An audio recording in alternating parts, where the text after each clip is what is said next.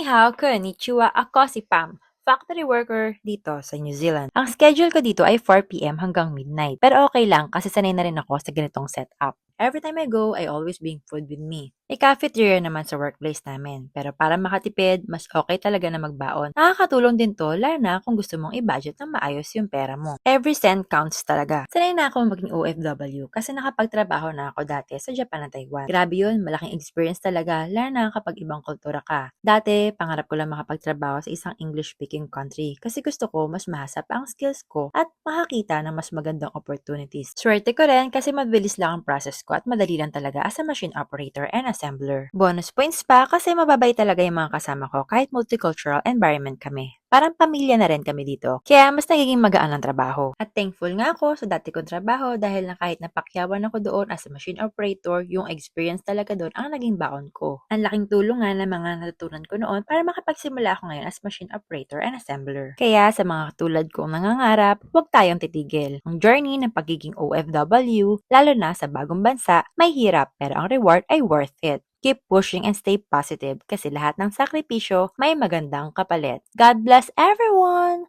Bye! Is this the place?